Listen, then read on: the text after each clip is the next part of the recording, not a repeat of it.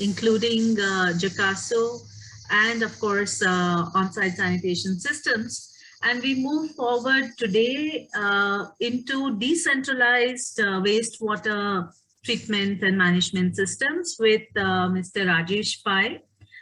Please join me in welcoming Mr. Rajesh Pai, senior professional with almost 20 years plus, very respected professional. He is currently the senior technical advisor at WASHA and earlier worked with CDD and BODA. He's literally put all the bricks and rocks together at the different treatment plants, and definitely the one at Leh, and thoroughly enjoyed that process.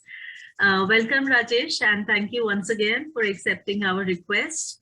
And I don't know how you've managed to stay put at home during the COVID, because from whatever I have known of you, I've never seen you at one place ever. So thank you, and over to you. Yeah, thank you. You can see my screen actually with the slides. Yeah, it's visible. Thank you. Okay. Thank you very much for giving me this opportunity to talk to all the professionals actually. So I heard quite a lot of things from the participants also. Very happy to share my work experience with you all, whichever I have learned from field, from desk and all those things for the last 20 years. So especially on decentralized approach for wastewater management. So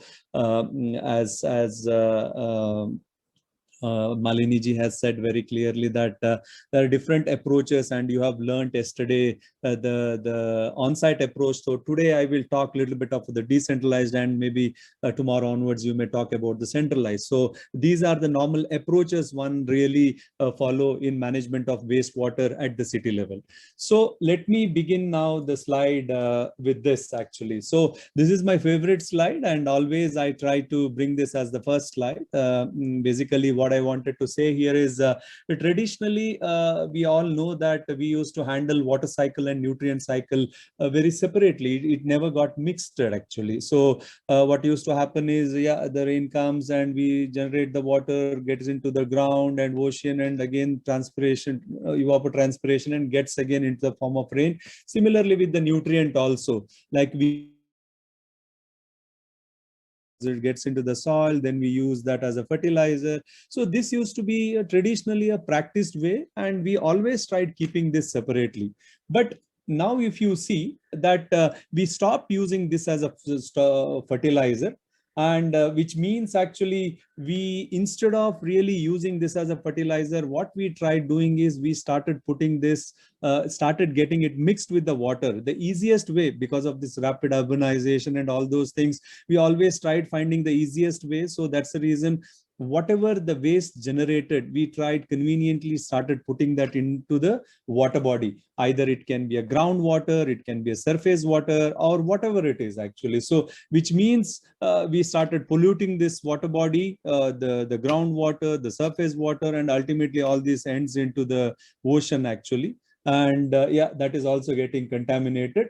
As a result, what we started doing is, we started using an external fertilizer, actually a chemical fertilizer instead of organic one. And we started also started treatment actually. So basically one of the best way to handle wastewater is not getting mixed actually with the fresh water.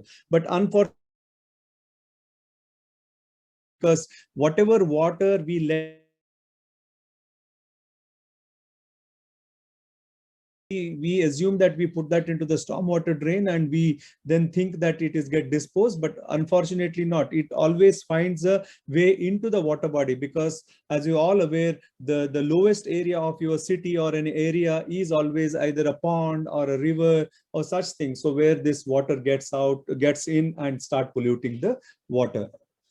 So yeah, this is a normal sanitation portrait. If you see, this is a very common, we see in most of the cities, as you see, illegal dumping of the sludge into the water body, open defecation, solid waste being thrown everywhere, the water bodies have been used for washing and bathing, but unfortunately this has been polluted, but nobody really understands that it has been polluted unless it really looks bad or smells bad. See, one of the thing, as you are all aware, the moment we get sick, we are really not getting into why we are getting sick. Rather, we always think, how do I get rid of it, by going to the medical shop and taking a particular treatment, rather than really looking at what is the cause. So that's the reason still today, if the water is polluted also, we just use this lakes and other things for bathing and for different purposes actually. Yeah, I don't have to say this, already has been said very clearly in the, I think in the previous session, whereas the urbanization is increasing rapidly, and by 2030 we all say that more than 50% of the population would live in the urban India actually, which means quite a lot of an infrastructure required. And we also are aware that having the pipelines everywhere, the centralized system everywhere, city-based pipe system is a dream actually. Why do I say that? Maybe I will just show you in the next slides actually. But there is a big problem coming in, because we are all actually, the one is the population increasing, urbanization is increasing, which means infrastructure, we don't have enough resources to put in. That means we are in a trouble actually. So yeah, this is a very famous diagram. I think already this has been introduced. So this is called as a sheet flow diagram. And if you literally see actually, yeah, this is the diagram which really helps you to understand what's happening with your wastewater from your city actually. So where it has been disposed, how it has been disposed, whether it is treated or not treated. There is a very good, this is a very good tool to estimate that actually. So there is the training session itself on this, how to prepare the sheet flow diagram, which really gives you an understanding about your city's wastewater situation. So in this actually, based on the census 2011, if you see, yeah, at that time Swachh Bharat program was not there. That's the reason more than 50% of the population of India were some or the other way resorting to open defecation. As you see, only 14% of them were connected really with the pipe system, some kind of a pipe system, whether it could be a city-based centralized system or it could be a small cluster-based decentralized system. Whereas a majority of the population was dependent on on-site facility, which means a simple containment system, which could be a septic tank, a twin pit, or single pit, or a small wastewater treatment facility like Jakazu and all other things actually. But majority are on the on-site, which is a spits and septic tank, which again not been designed scientifically, and again once it fills, nobody knows how to take it out. Yeah, if they take it out also, they really don't know where to throw it actually. That's where I think the country is working, which we call it as the fecal sludge management now. So if you see the situation, what we say is actually, if I take 2011, by now I think this would have been improved quite a lot. Around 90 to 93% of wastewater has been not treated. Only 6.7% up till maximum 10% maybe is been treated to a certain extent actually, I mean a good quality. Whereas around 90 odd percent actually, it's been really not treated. Maybe it may be treated to some percentage, may be treated, but maybe not to the level where it can be safely disposed of.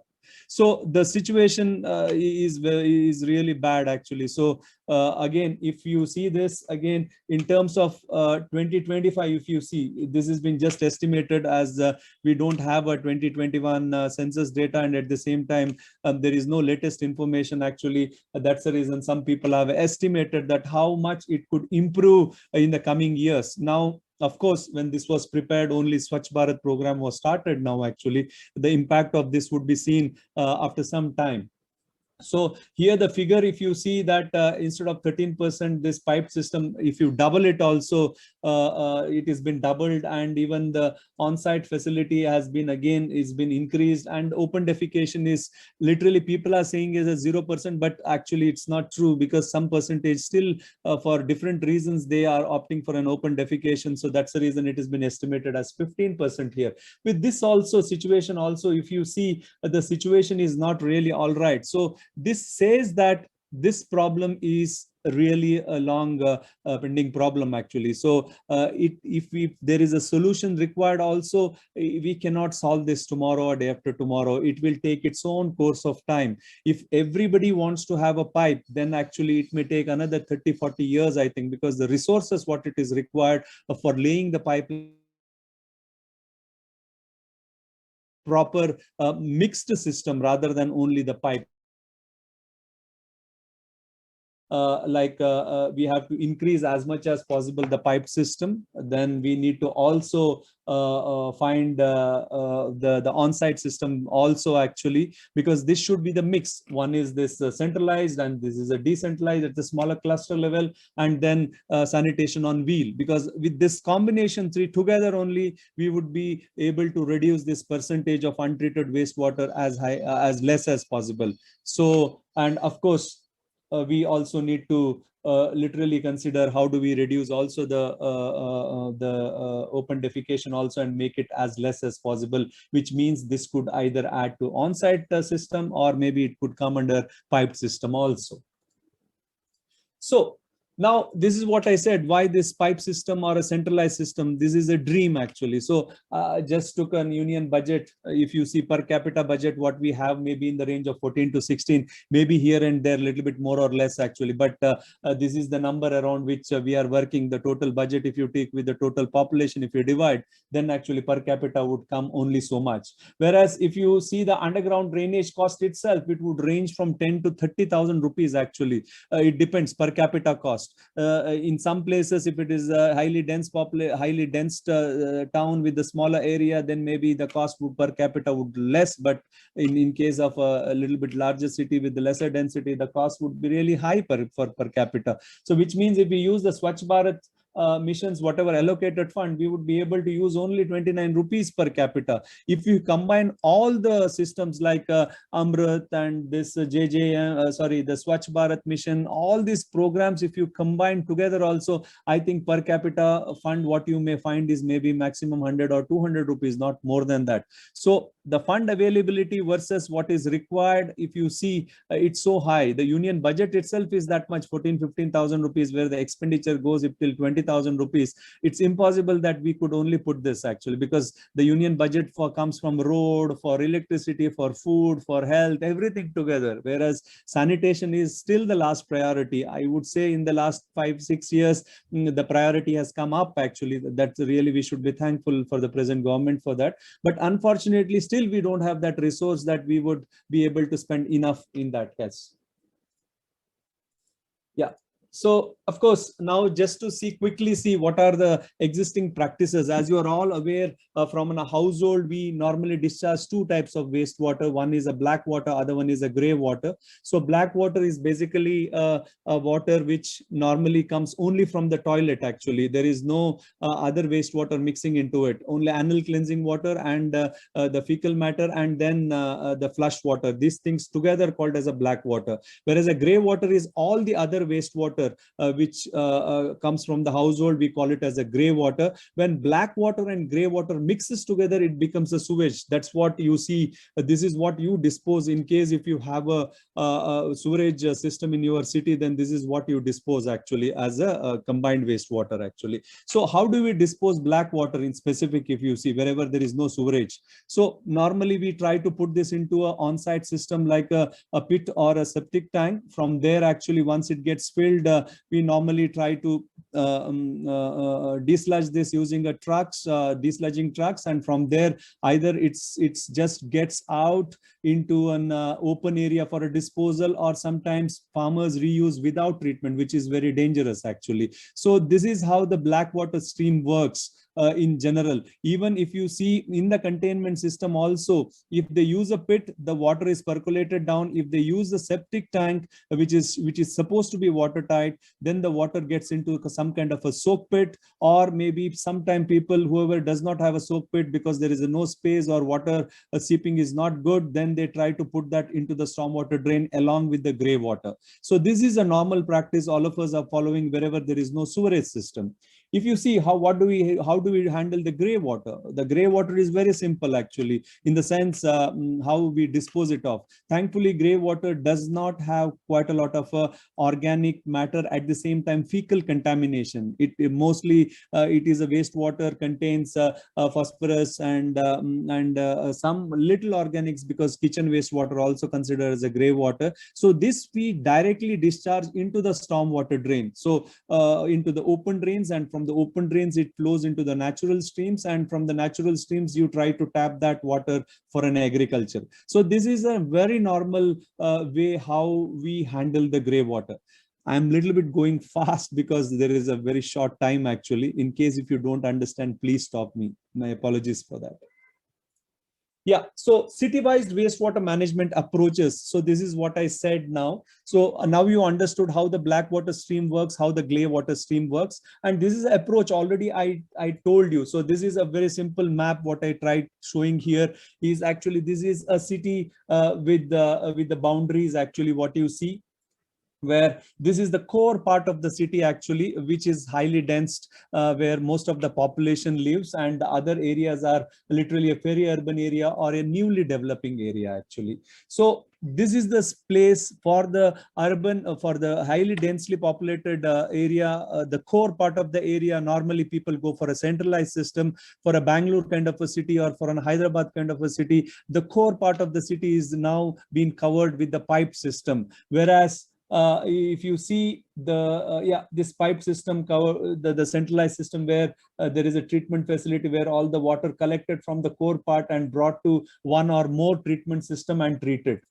Whereas if you see the peripheral, actually the peripheral area where absolutely there is no sewerage system actually, so there actually you can have a simple decentralized system, which can be a zone wise, which can be a small cluster wise, which can be a household wise, which can be a small institution, anything it can be. Basically the idea is you try to treat your wastewater by yourself, which means you try to treat the wastewater near to the source itself. In the centralized system, if you see, you really have to carry the water from kilometers actually. Sometimes if the city is large and if they have only one or two treatment system, literally they are carrying the wastewater for a very long distance, which means the pipes what they have to lay would be very deep, and that would be one of the biggest challenge for laying, as well as the cost actually. So whereas in the decentralized thing, if you see, as it is being treated very close to the source, and people also can take the responsibility for it actually, because they own it, or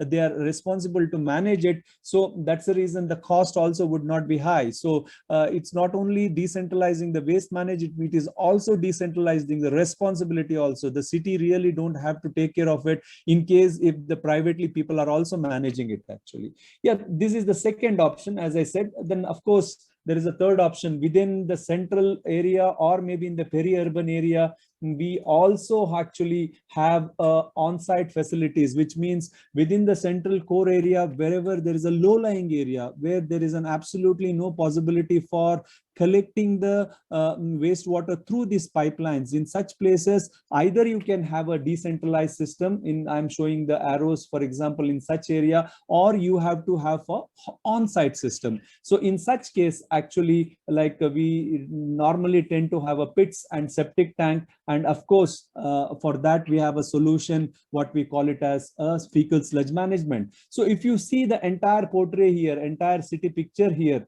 so this is the only way actually how we can solve the problem of wastewater. So it is centralized as well as decentralized and on-site. All those things should come together. And of course, if you see also at the end, we also need to figure it out, how do we reuse the wastewater also, because this treated water has a very good nutrient value, high fertilizer value. We should be also able to use it. So any city, you always think that these three combined solution only can cater to the problem of wastewater management, not only the pipe or not only the decentralized system. Maybe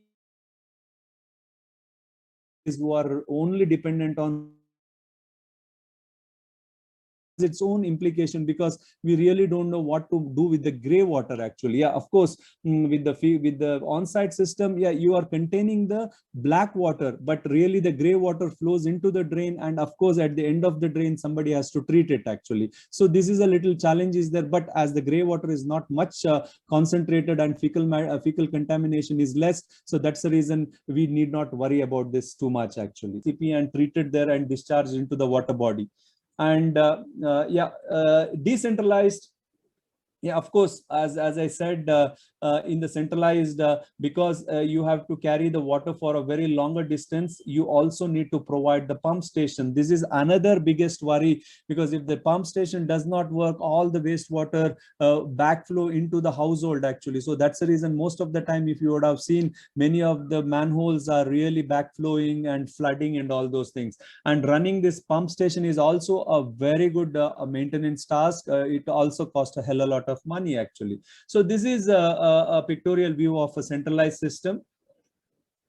Yeah, and advantage and disadvantage, if you see the centralized system actually, yeah, the advantage I would call is that there will be no too many treatment system, only one or two treatment facility based on the topography, the pipeline slate. So that's the reason you don't have to maintain so many facilities.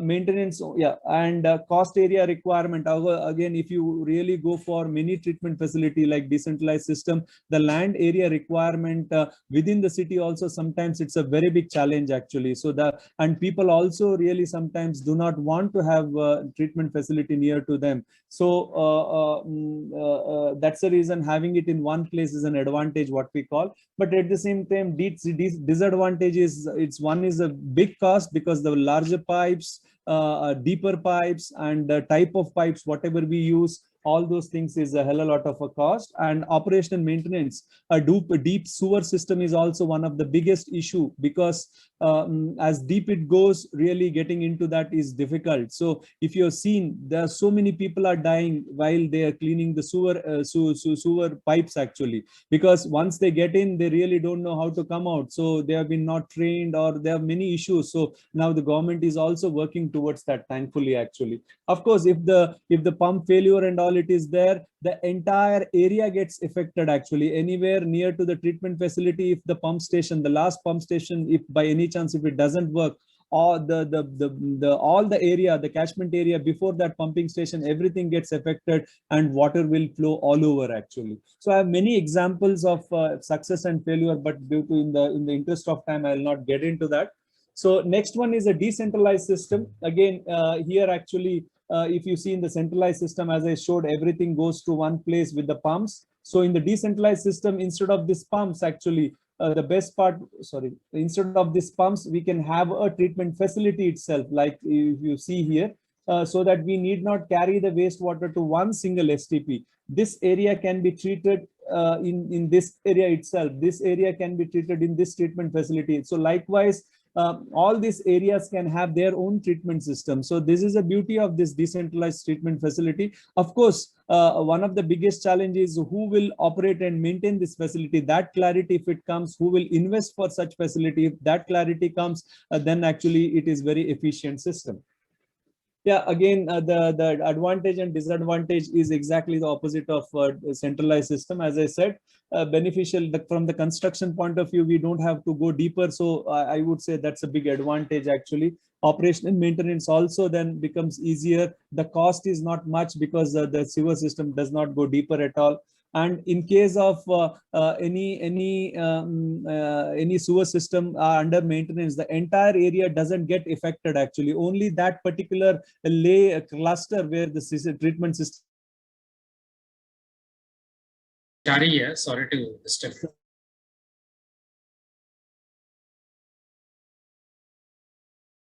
In a way, multiple times. Okay. I think if you could kindly focus on the treatment infrastructure and treatment solutions, that would be very useful. Fine, sir. I think I'm coming to that next actually. Yeah, thank you. So yeah, so treatment methodologies, if you see, basically, again, this is methodology point of view. If I have to see, there are conventional and non-conventional system. The conventional system normally works with electromechanical equipments and chemicals, whereas the non-conventional, normally, if you see,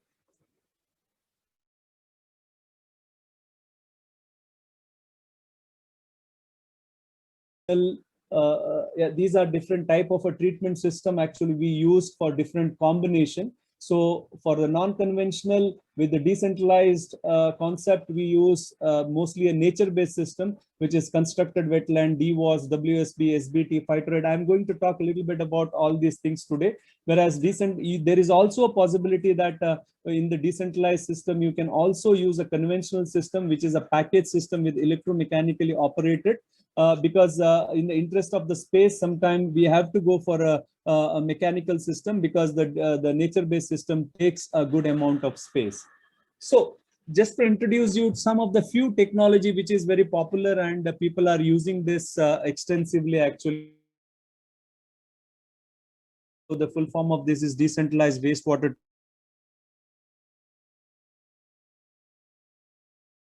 modules actually.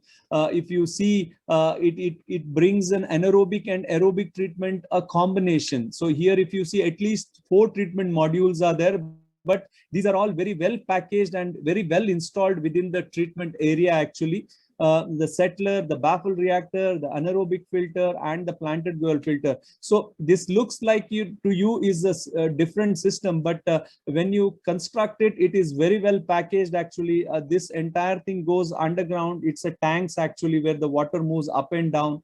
And this is actually a simple gravel filter where if you see really, there is no water is visible. It is a horizontal flow, submerged flow. So only the plants are visible here actually. And this is a pond where either it will be open pond, or within the pond itself, we also grow, which we call it as a floating wetland. So this concept is very popular and been utilized for different, from a household.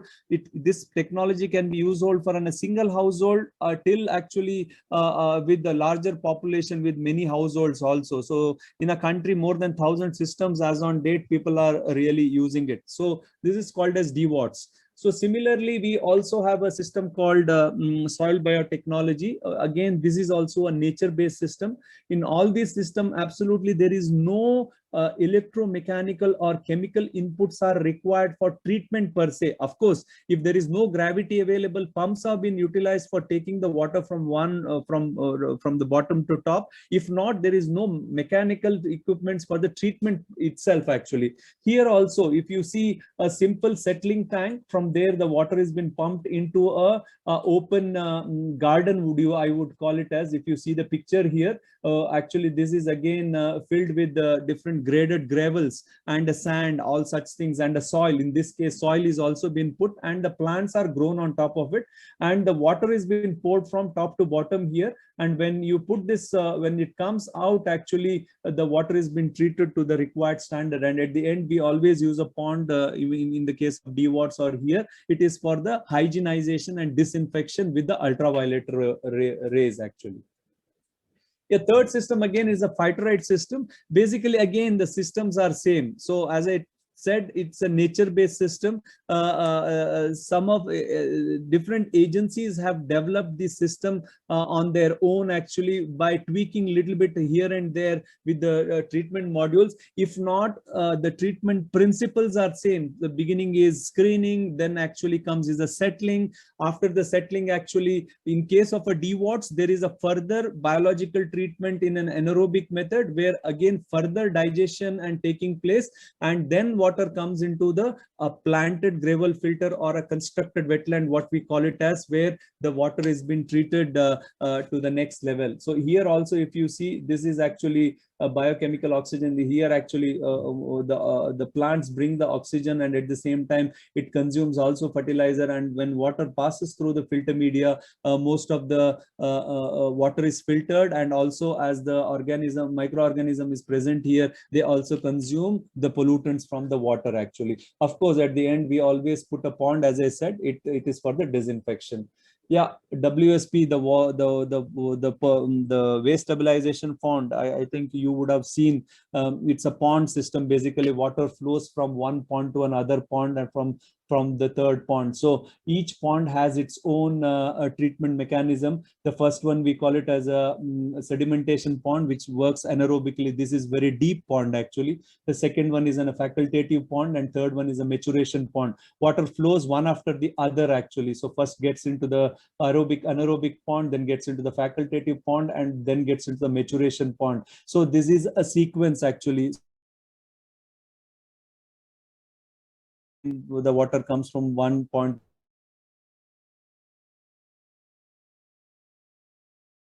The design actually. So as the retention time increases, the pond size also increases. Of course, in the same pond, people are also using aeration actually. Normally, you would have seen this in a mechanical system where actually the oxygen is being put into the water using this aerators, a fan kind of a device which mixes air to the water, and through that the oxygen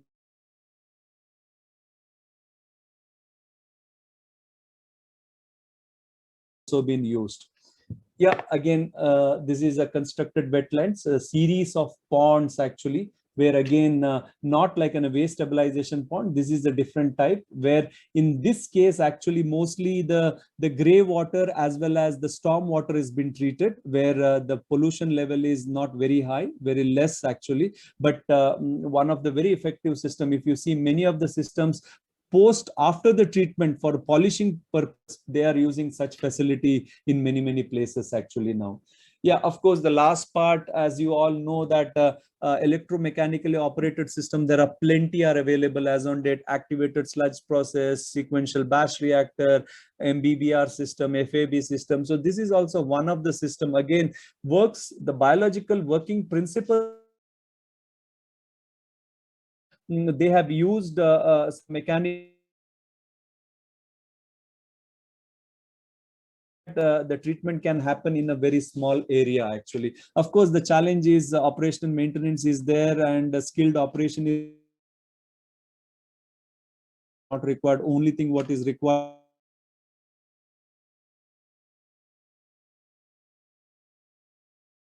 course, with the decentralized system, always we try to use a simplified sewer system. This is not a same as a conventional sewer system which is used at the city level. If you see below the roads and all those things, this is called as a conventional piping, whereas there is an alternative to it in a smaller cluster and all. We try to use a decentralized, for the decentralized system we use this simplified sewer system. Again, it has two types. One is a shallow sewer system, other one is a small bore sewer system, where actually only the water flows and the solids gets actually accumulated at the household itself.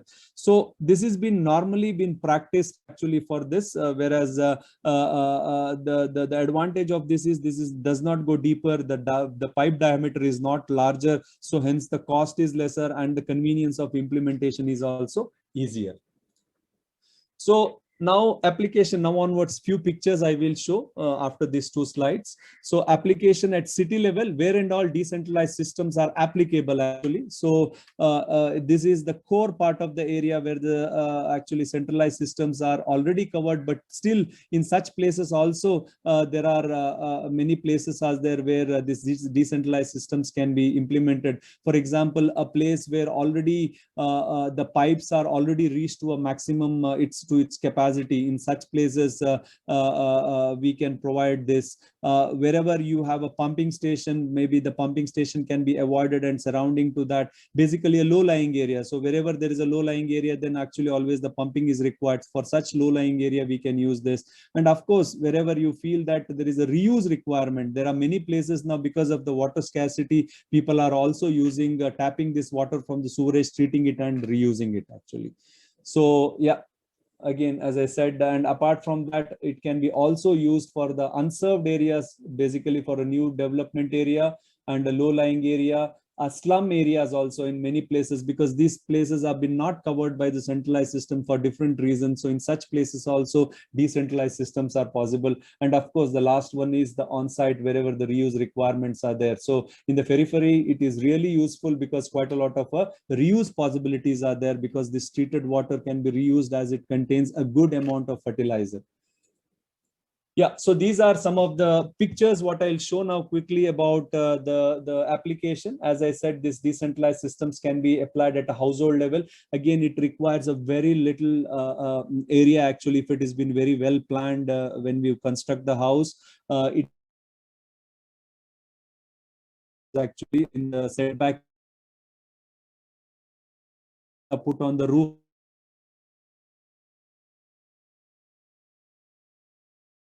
show, it can be also planned for a newly developing housing colonies, where if you see in this case, actually the pipes have been put at the back side of the houses, not on the road actually. So this is a simplified sewer system, what we call it as. So this is one of the case in Tamil Nadu. Actually the area gets flooded actually. In such cases also, this systems works very well. So for an institutions also. Rajesh, your slide went off. Went off? Yeah, it just, you can share your screen again.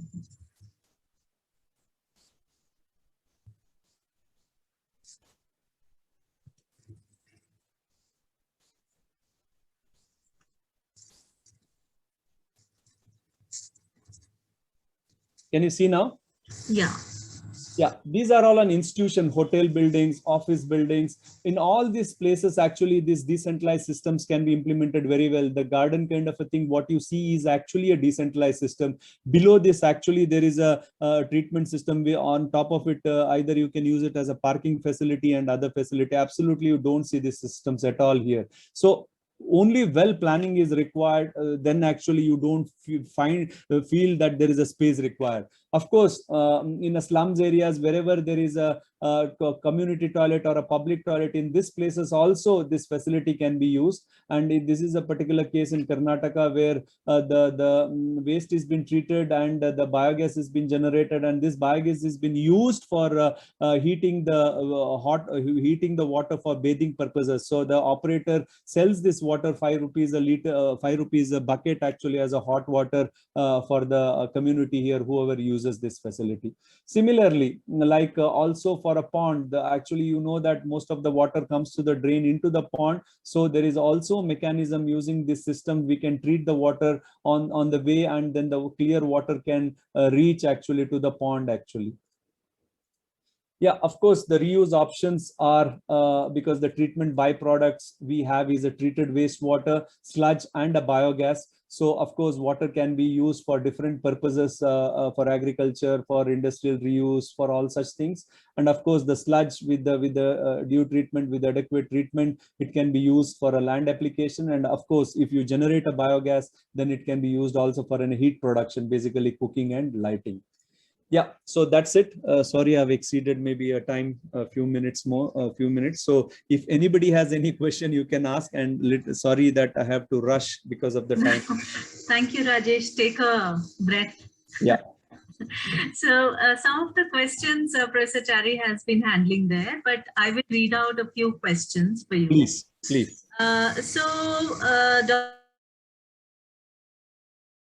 Questions towards whether these systems meet the extent these are effective in reduction. What is the percentage reduction in BOD? See, actually, we would say around 80 to 90% of the pollution load can be reduced using this system.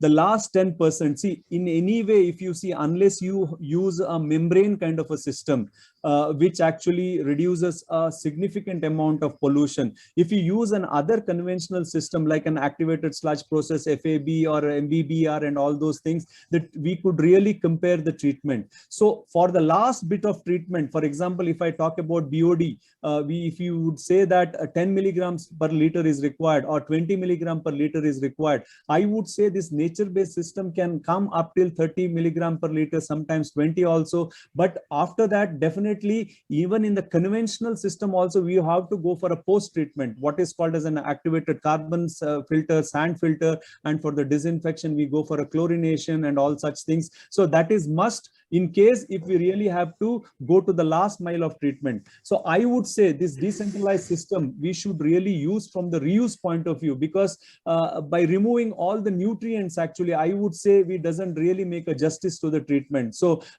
decentralized system, as I said, that we are really putting this in the peri-urban areas and all. The water, if we disinfect properly, the water, whatever it carries, a nutrient all, it is really valuable for an agricultural purpose. To summarize, actually, it meets the requirement using the post-treatment method, like how people are doing also with the conventional treatment technologies.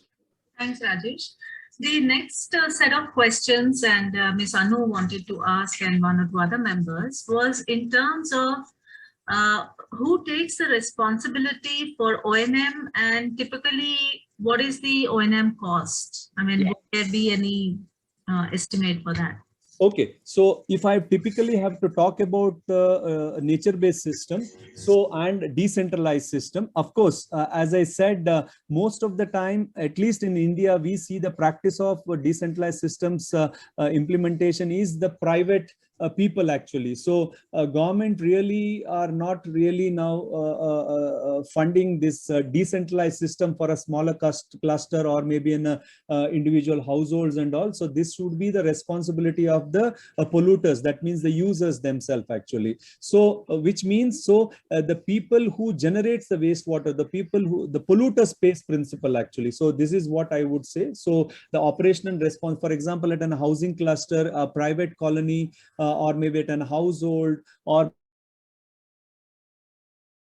places, those clusters who use the facility, actually they only are responsible for operation and maintenance. Of course, from the government side, they monitor it actually, and at the same time they also support them sometime with a little bit incentives or whatever it is, because nowadays, especially in Bangalore, they have come really with now a directive saying that if anybody construct an housing colony or an apartment, if it is more than certain square meter of an area, floor area, then they have to have their own treatment system and they have to treat it and reuse, because municipality will not give them more water for another purpose. For all non-potable purposes, they have to use the reused water only. So in such cases, this operation and maintenance is the responsibility of the people themselves.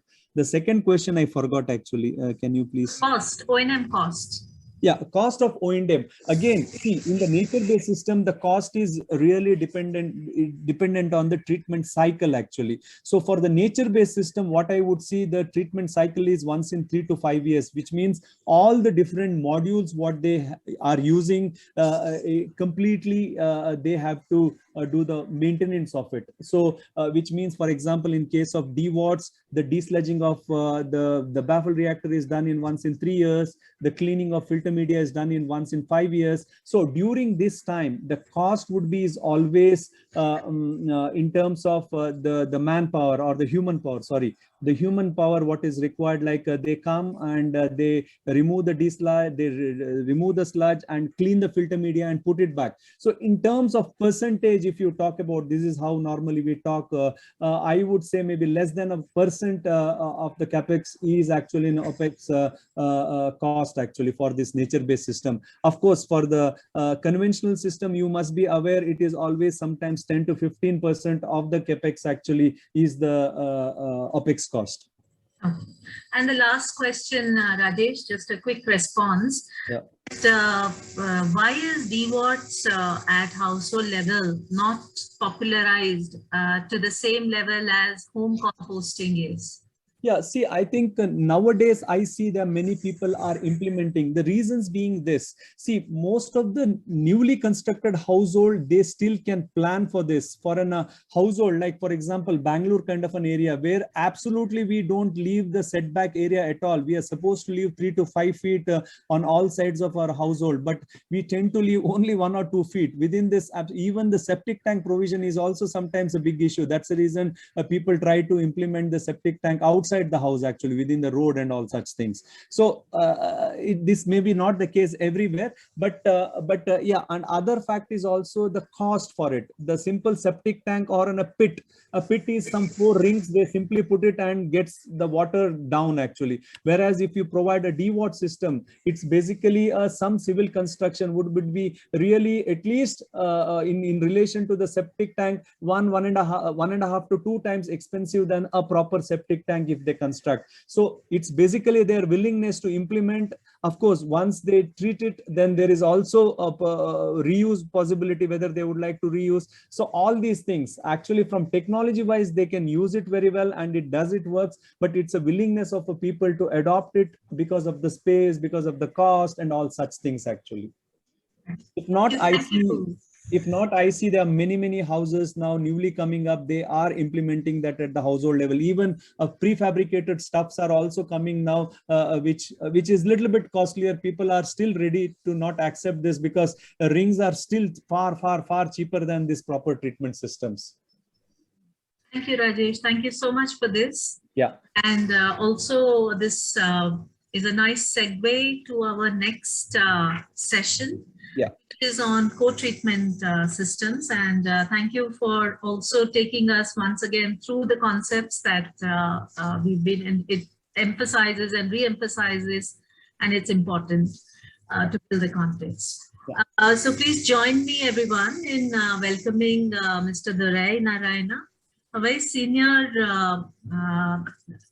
specialist, expert, strategist, consultant in the area of water sanitation.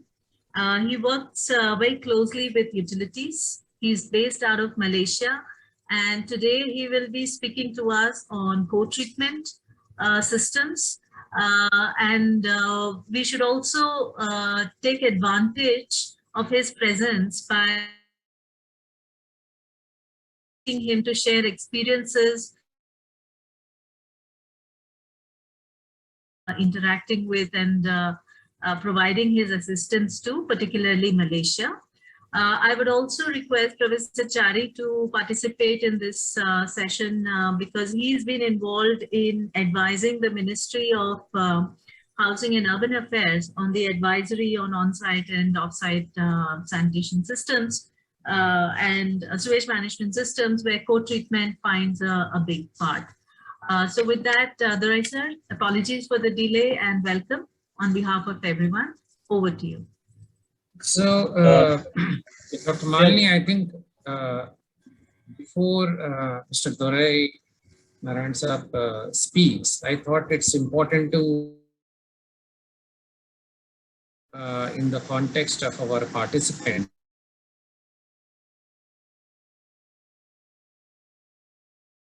just to position it under Swachh Bharat Mission 2.0. There are a lot of discussions are happening, and many of you would be actively preparing DPRs, actively going to work in accessing resources under Jal Jeevan Mission and Swachh Bharat Mission. So I think this session is super important for cities and all the participants' point of view. So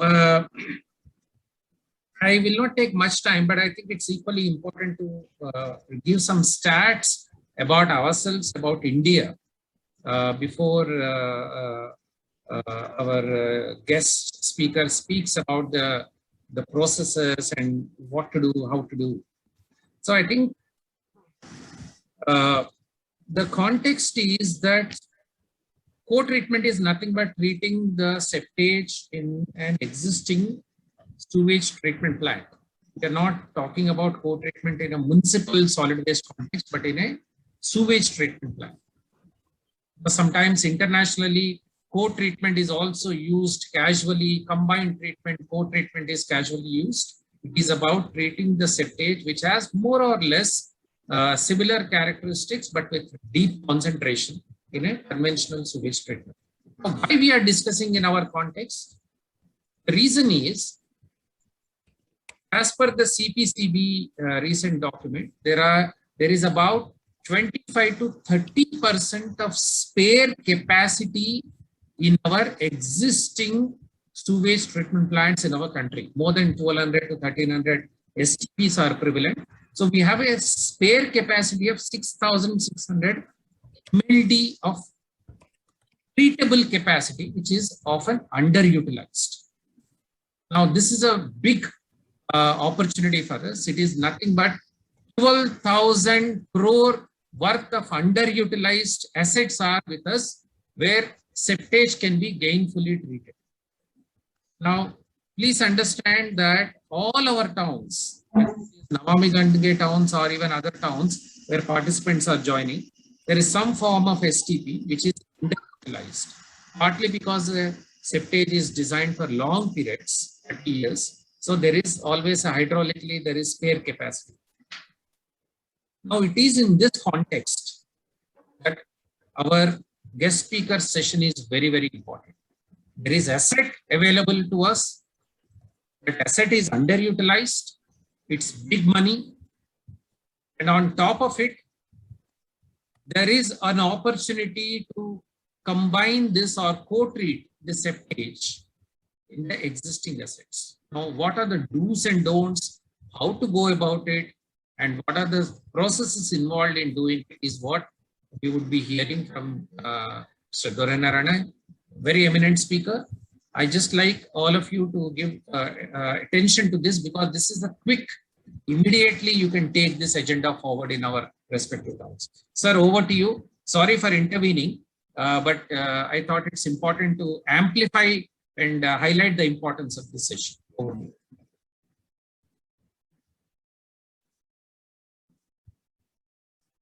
Thank you, sir. I think that was a very good introduction that was absolutely necessary.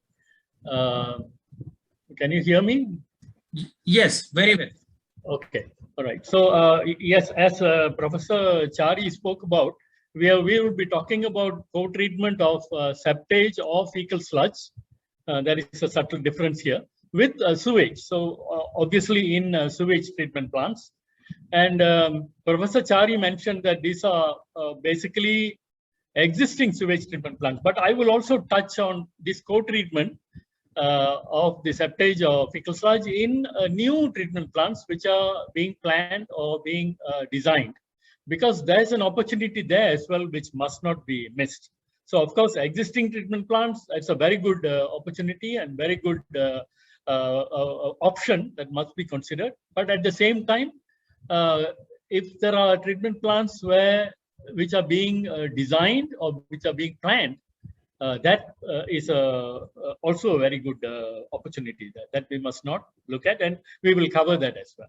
So in terms of what are the differences that we must of fecal sludge as opposed to sewage, and that will be in terms of flow, loading, and the variations that happen. The organics that are contained in the sludge. So when I say sludge, it refers to either fecal sludge or septage, and not treatment plant sludge, as opposed to that. And then what are the co-treatment opportunities and what kind of limitations will be there, and how we can adapt to this and still go ahead with the co-treatment. So the first part of it, flow, loading, and variation. Let's understand that. So if we take a city, a hypothetical city, where 50% of the population, let me get a pointer here. Yeah, okay. So you can see here, this is 50% of the population is sewer, and 50% is non-sewer, which means these 50% are using an on-site system and they produce septage, right? Let's assume they all use septic tanks.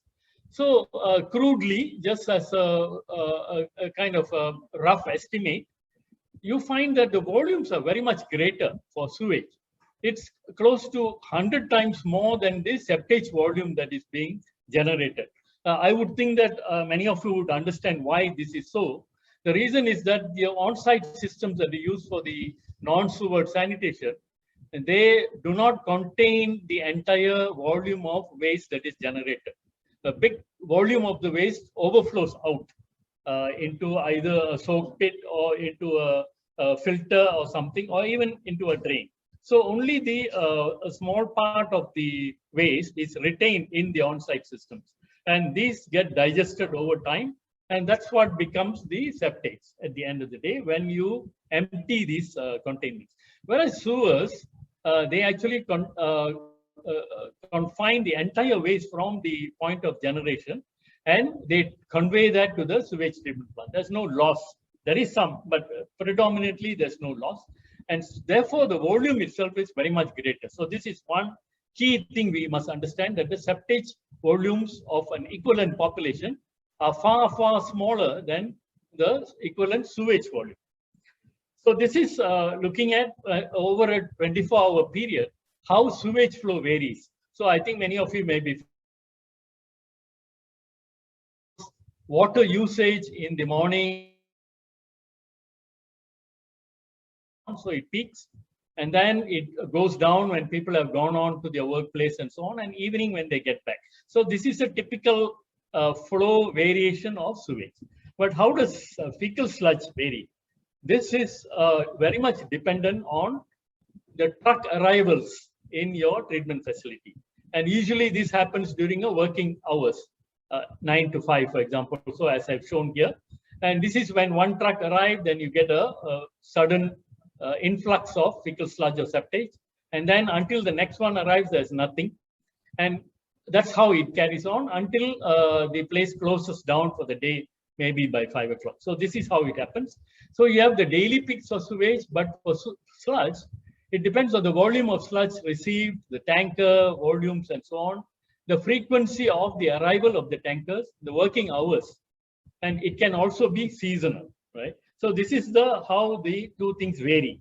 And let's now try to superimpose those, because when we're doing a co-treatment, we are combining these two flows of the sewage flow as well as the sludge flow. So let's see how that would look like.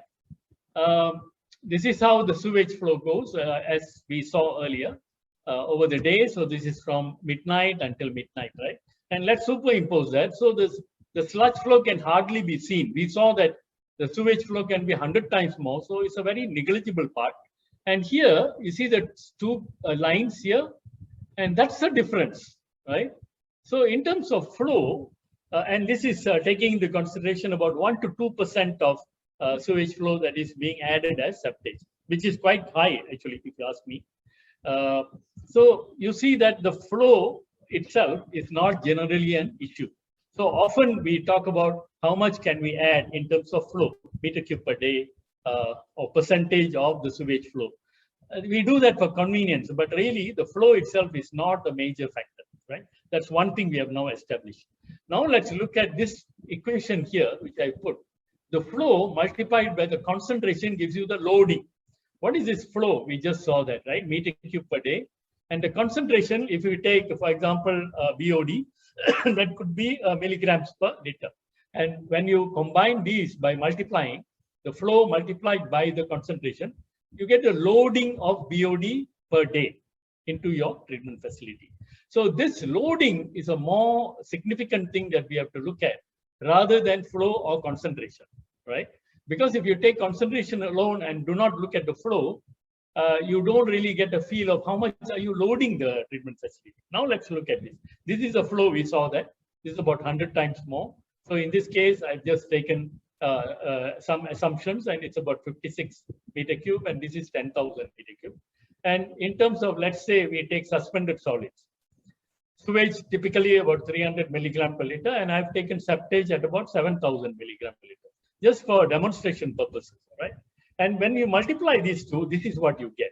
So the solids loading from the sewage is about 3,000, and this is about 400, right? So you can see that the percentage here, which was 100 times, this has now become only about 10 times or even less than that, right? So in terms of solids loading, the amount of loading from the fecal sludge or septage can be significant because it's about 10% or more. And this is similar for when we take BOD or total nitrogen or other types of pollutants. And this is now total over the day. Now I've just put this like this. So the flow and then the additional flow due to septage. Your solids content, the additional, there is some difference already. There's some BOD and so on. And this is total over the day, right? It may not be enough to just look at it on a day basis, total meter cube per day or kilograms per day. It may not be enough to just look at it. Let's see how solids loading, for example, varies over the day. Because the flow varies and the concentration is pretty much same, or maybe it may vary a little, you will find that the solids loading also varies in tandem with the flow that is coming in. So it follows a similar pattern as the flow, right? Now let's put the solids. So this is the fecal, the septage that's being brought in, say from working hours of 10 to 5 or 10 to 6. And you see that it can be significant. During the peak hours, when the flow is high, when the loading is high, when the flow is high, the loading is also high. And you are adding this during that same period, you see that the difference between the loading due to sewage and the loading due to the fecal to the septage can be significant. See the difference here between these two lines. So this is, and this kind of thing is similar for BOD or nitrogen. You can work similar thing. All right. Now, what is the thing? Now, these are significant when you have processes which are of short duration. If your process time is 18 hours, for example, or 12 hours, which is typical for conventional activated sludge, so it will get evened out over the day, right? So it's not so significant. But if you had a SBR, for example, or some other process where the process time is short, it could be 3 to 4 hours, for example, then that could fall within here. And you will find that during that process cycle, you get a huge overloading of solids or BOD or whatever because of the co-treatment. So this is something, again, we have to be careful about. Now, moving on, let's look at the septage or the fecal sludge, the organics. We always talk about BOD or COD or whatever, but within that, when you fractionalize it, when you look into the number, you find that there are significantly different types of components there. So when you take a digested septage, for example, I will explain what's that later, you find that the particulate and non-biodegradable portion is very high. Why is that so? What is this digested septage? Your septage has remained inside your septic tanks or your pits or whatever for a significant period of time. It could have been 2 to 5 years, maybe even more than that. So during that time, it's actually undergoing biological degradation, and it has become well digested, right? And when it has become well digested, it is no longer biodegradable. The biodegradable portions have already become inert matter. And this inert matter is more particulate and it's not dissolved so much. So that is what happens when you have digested septage. You find that the big bulk, which is more than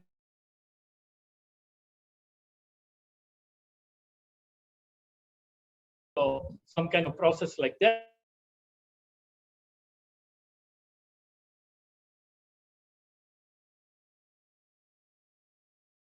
treatment system may not help much to take care of this because it is not the biodegradable, right? Now let's take a fresh septage. Now, what is fresh septage? Fresh septage has been in the containment for a relatively short period of time. This is typically for containments where they do not have an outlet, for example. I've seen many in India also, where these are emptied on a very frequent basis, sometimes in a week or 2 weeks, or it could be in a communal toilet, or it could be in a public toilet. Again, these tanks are emptied very frequently, and therefore the septage that is inside does not have enough time to stabilize. And therefore, a big chunk of that septage is still readily biodegradable, 20%, and about 70% is still biodegradable, a little slower. In other words, about 90% of the fresh sludge is biodegradable. You can treat it through a biological system, whereas here is 55%, right? And this is how the whole picture looks like. Now, what does this mean to us? When you're looking at co-treatment and options, firstly, you are going to look at, does the city have, or is it planning to have a sewage treatment system in the near future? And if it does, if it's not, then your option of managing the septage is to cluster with a neighboring city, if there is any. And if there is none, then you go for a standalone fecal sludge treatment plant. And if there is one, and if the new STP that is being planned, new sewage treatment plant that's being planned, is relatively simple. You just evaluate the logistics. Is it far away from where the sludge is being generated? How are you going to transport the sludge? Do you need a transfer station and things like that? Site availability to incorporate co-treatment, suitability of the process, and so on, and incorporate this co-treatment as part of the design. So that can be done easily because this is a new thing that is nothing physically on the ground. Now, if you had an existing STP, it's a little more complex. Again, you look at logistics. If it's too far away, obviously, this may not be a good option. It may end up being very expensive to transport the sludge. and available spare capacity. Dr. Chari mentioned earlier that many of your sewage treatment plants existing are not fully utilized, which means they may have a substantial capacity which is unutilized. And you must also remember, it's not just unutilized today, but over your planning period. It could be 5 years. So for the next 5 years, you expect that it will not be fully utilized. Then other technical constraints, which we will now look at. And then you carry out some modifications of pre-treatment or retrofit to accommodate the co-treatment. This is the option for an existing STP. And these are the opportunities of the underutilized STPs, which are going to be underutilized for the near future. Existing STPs, which may be done with or without retrofits, which means if it is very much underutilized, you could be able to do with a minimum retrofit, minimum modification. New STPs can be designed and a cluster opportunity with neighboring cities, and all these are not mutually exclusive. You could do or you could do combinations. You could have, if your city is sprawling, part of the city could be clustered with the neighboring city on the other side. Some of it may go into existing STP. Some may go into a standalone FSTP. So you could have combination of options, which can also vary over time. So the options for you are either a dedicated fecal sludge STP, fecal sludge treatment plant, or a co-treatment, a combination or multiple. And it can be interim or permanent. Maybe you are planning an FSTP, and in the interim period, you want to co-treat. It's also possible, right? The logistics, if your treatment facility is far away, you might want to consider remote addition of the sludge at a decanting facility. So here there's a caution that you cannot simply use any manhole and discharge it inside. That will lead to a disaster. So you must have a properly planned decanting facility which has some pre-treatment, screening, and other things which are taken into consideration, so that your sewer system is not damaged and there is enough control, so people do not, indiscriminately dispose of sludge into your manhole. Next is either you want to use a crude addition. What I might mean by crude addition is your fecal sludge or septage is directly added without any pre-treatment, right? That's crude addition. Normally not a good practice, and I wouldn't recommend it in most cases. Or you can do it after pre-treatment, and just the liquid part of the pre-treatment is co-treated. Or you could have a direct dewatering. If your sludge is well digested and it is already with high solids content, you might go for a direct dewatering on your drying together with the sludge in your STP. And what are the influencing factors? The availability of the STP, the size. Obviously, you cannot go for a very small. Earlier, Rajesh was mentioning about STPs which are decentralized. So some of them may be very small, and this may not be suitable for co-treatment. Even though in Malaysia we have actually done it for small size as well, but normally it's not. You should have sufficient size so that you are able to do it properly and have a good monitoring team, and also capacity that is sufficient additional capacity, and the process is suitable. The logistics, that's the distances for travel, the relative volume. What is the relative volume of sewage as against the expected volume of septage that it will have to treat? This will vary over time. And what is the nature of the sludge? Is it digested? Is it fresh? Is it liquid, very liquid, or is it very solid coming from pits with not much of water inside? And of course the cost. So you could do a cost comparison of the options. If you have fresh sludge, we saw here, sorry, I need to go back to this. So I need to go back here, and we saw here the fresh. What is fresh sludge?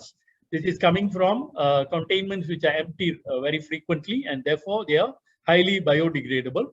And this might be difficult to settle. If the particulate portion is small, and therefore it will not settle so easily.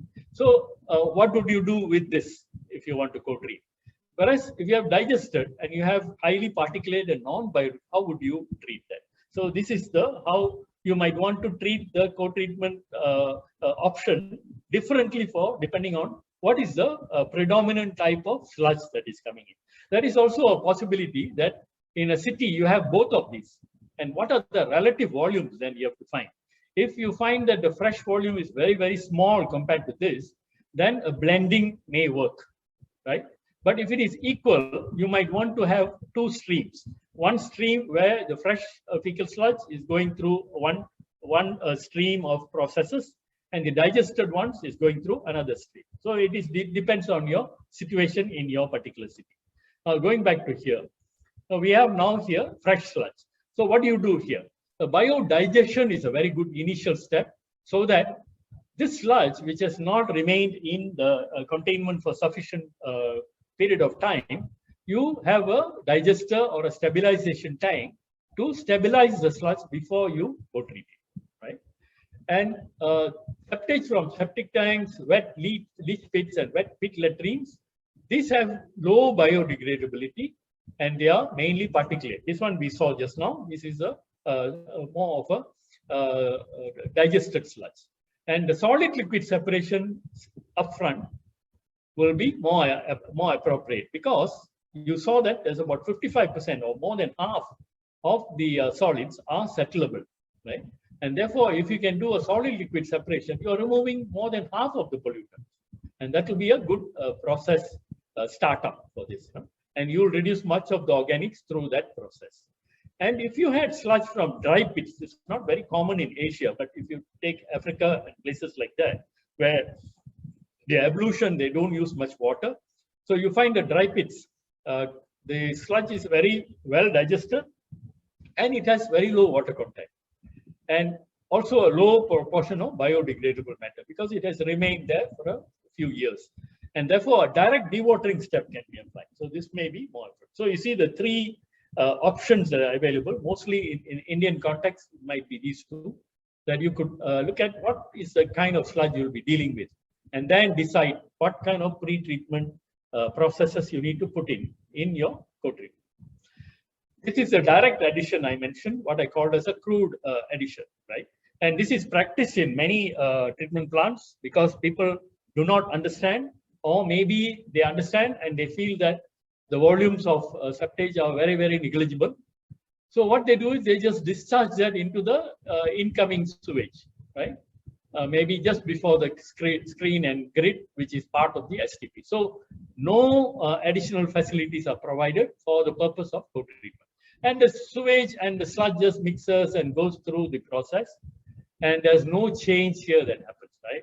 So there are implications of this, but if this volume is very, very small, let's say it's 0.1%, for example, and this is a big sewage treatment plant with very big spare capacity, then you may get away with this, and you may not, you may not cause any problem. But what I would suggest is that a proper evaluation is done to see what will be the real impacts, and then make a decision: do you want to do this or not, right?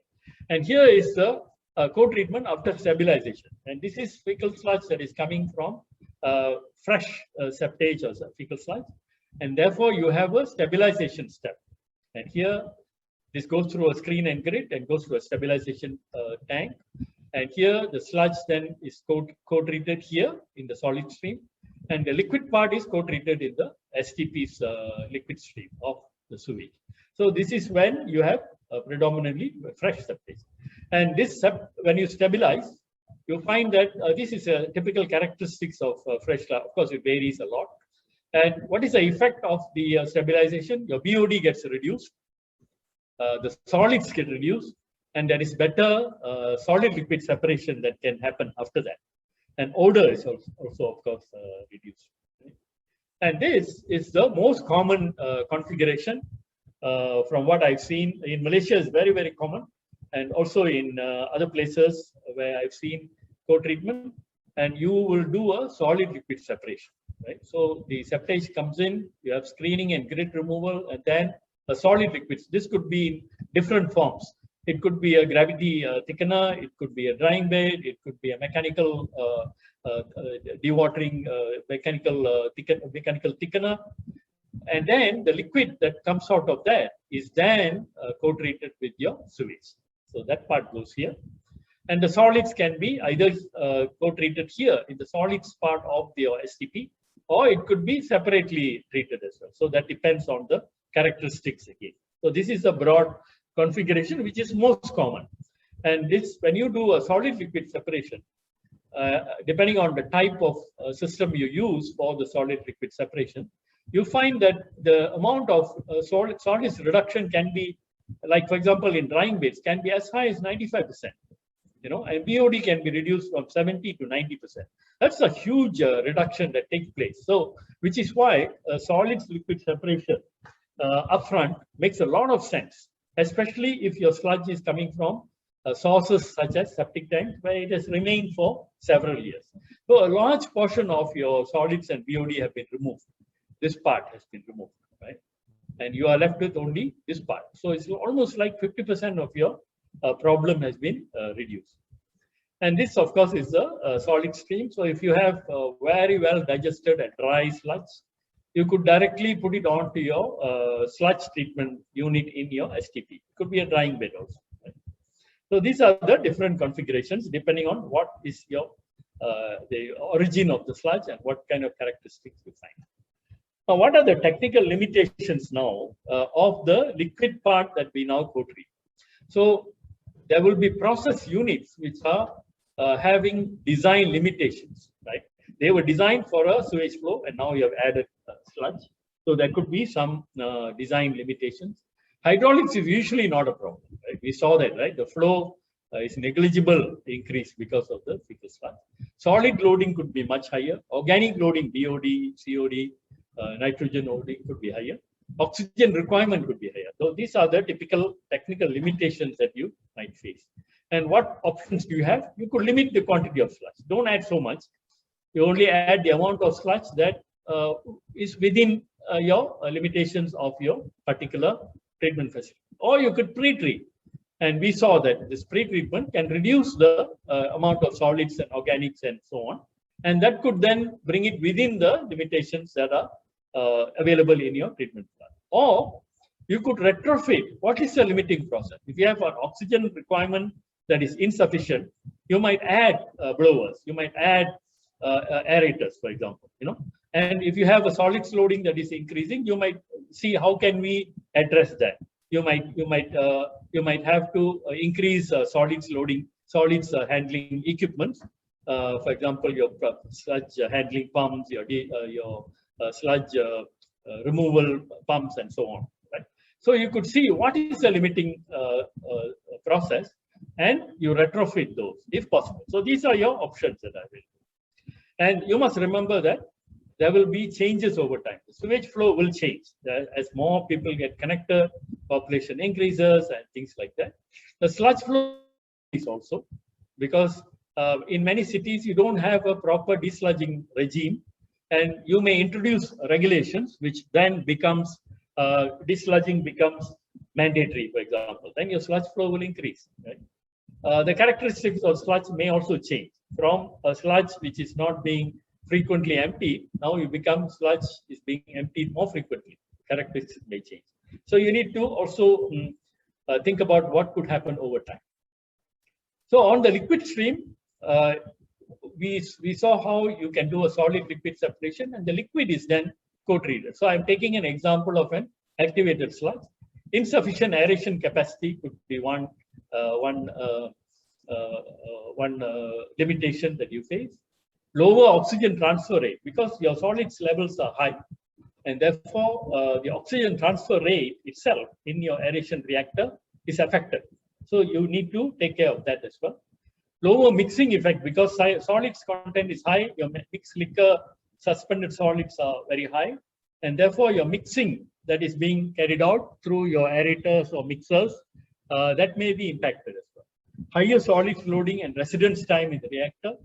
This may impact your process.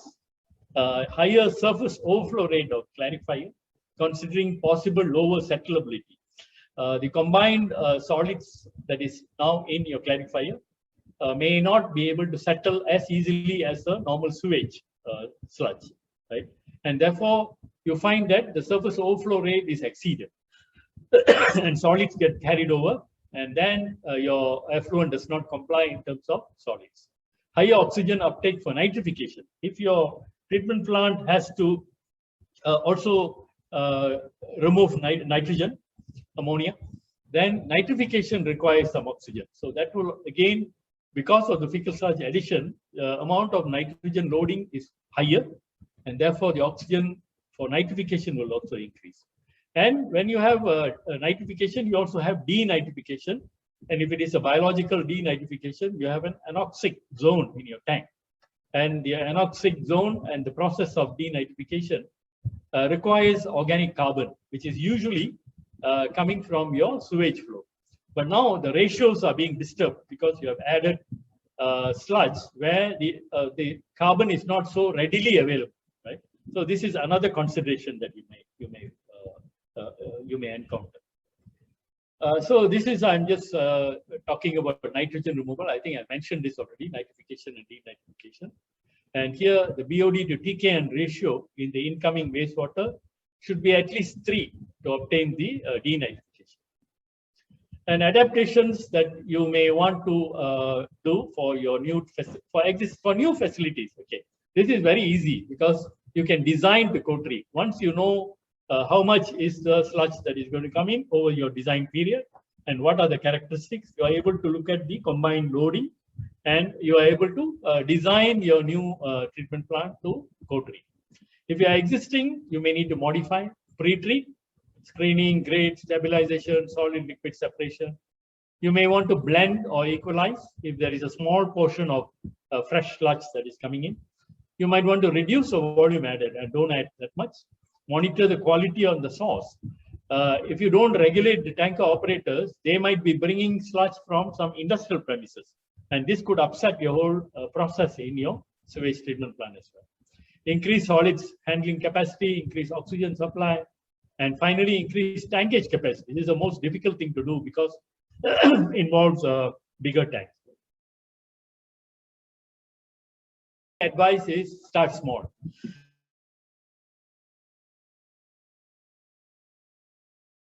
Don't overdo it and start small, and gradually you can increase while you're monitoring the sludge that is coming in. Select large STPs which have sufficient spare capacity so that you don't upset the process easily because the variability is so great. You saw that. And if you are end products of your STP, your sewage treatment plant, end products like your liquid effluent or your solids, the biosolids are being reused for some purpose, you must see whether adding this impacts your quality of your end products. For example, if your tankers are coming from industrial premises, for example, and they may contain some metals or some other things which make the end product of your sewage treatment plants unsuitable for certain types of uses. So you need to be careful about that. The logistics I've mentioned about remote decanting stations and planning on co-treatment on cluster basis. If you are doing a planning, then you can look at cities which are adjacent to each other and see whether you could do co-treatment on a cluster basis. Now, institutional issues, I want to touch on this because if you have a different body running the sewage treatment plant and another body that is managing the fecal sludge management, the tankers and things like that, you find there's a reluctance of the sewage STP operator to accept sludge. So this is because he doesn't want any problems. His role is only to treat sewage. So this could be an issue unless there is some regulator or some other body above which is able to reconcile and ensure that the co-treatment happens with sufficient safeguards, with sufficient risk assessment and so on. Sludge is very variable, tanker to tanker, it could vary, so we need to be careful about that. And we could put in some checks on the incoming septage, visual, as well as maybe some sampling to monitor to ensure that it is within what we have anticipated. So I'm going to stop there and take questions later because I don't have more than 30 minutes. So in fact, I've exceeded. So I just want to touch on this. There is a book that is available on co-treatment of fecal sludge together with the worksheets. And this is available for free download from these two links. We can make available that. The book is also downloadable free and the worksheets too. And in the worksheets, you can actually model the co-treatment depending on the type of STP, the capacity, the spare capacity that's available, and for different volumes of fecal sludge of different concentrations, with or without solids loading, and so on.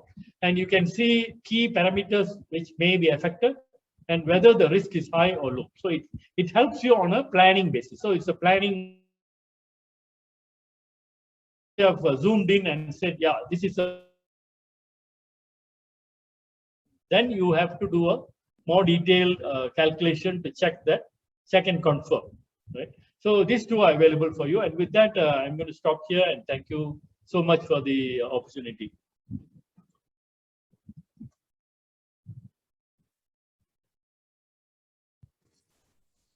Professor Chari, I'm going to request you to loop in all the questions which were there in the chat box, and also bring in a little perspective from the advisory from Mahua, and also share a little bit of our own experience of implementation in Andhra and Telangana.